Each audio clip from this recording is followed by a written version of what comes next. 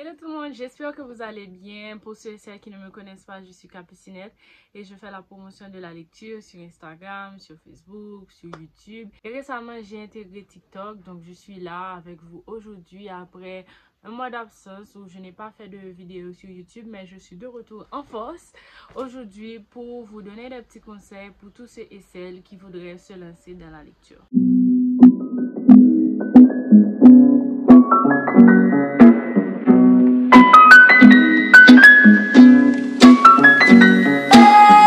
Tout d'abord, il faut que je vous dise que c'est extrêmement bien que vous ayez envie de lire, envie de faire de la lecture votre passion. Et c'est la première chose d'ailleurs, c'est la première chose, c'est l'envie. Il faut avoir l'envie de lire. Ne vous forcez pas à lire si l'envie n'est pas là. Si l'envie est là, tant mieux. Donc la première chose qu'il faut avoir si vous voulez lire plus, c'est la passion. Pas obligatoirement la passion, mais l'envie de lire. La deuxième chose, c'est avoir des livres de lecture à sa disposition. Ça peut être soit des livres en papier, soit des livres en format électronique.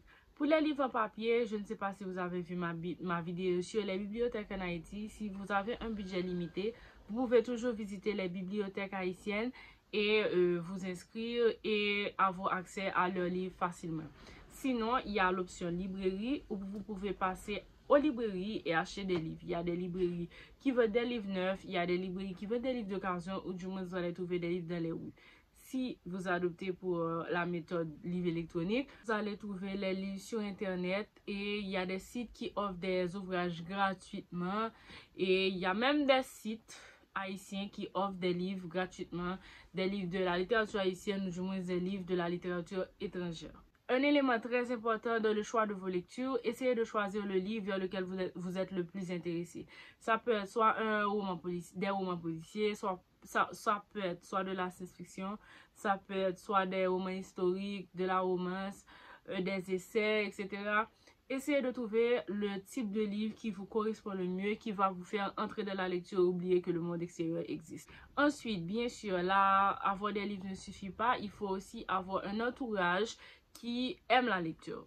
Vous pouvez soit suivre des gens qui font la promotion de la lecture comme Capucinette, Marjorie, Détroit Timo, Joémie, etc. sur Instagram ou sur YouTube. Vous pouvez regarder les vidéos de toutes les booktubeuses qui parlent de livres. Ça peut vous motiver aussi à lire davantage.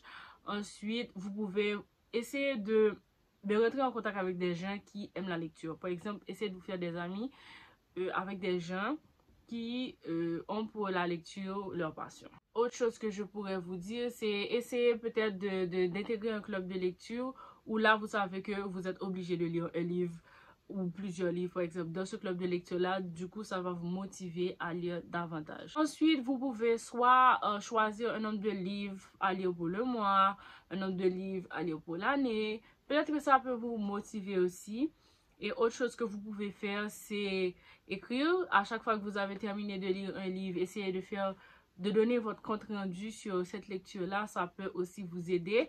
Et non pas seulement avec la lecture, mais aussi avec l'écriture. La dernière chose, c'est vraiment prendre plaisir dans la lecture. Ne vous pressez pas, vous savez qu'il y a beaucoup de droits pour les lecteurs, donc il n'y a pas une obligation de terminer un livre si vous n'en avez pas envie. Vous pouvez lire le livre que vous voulez, etc., etc., etc. Voilà. En gros, la vidéo d'aujourd'hui n'était pas trop longue parce que bon, j'ai décidé de vous donner les petits conseils comme ça, là va-vite. Ça a été spontané, la vidéo n'a pas été préparée.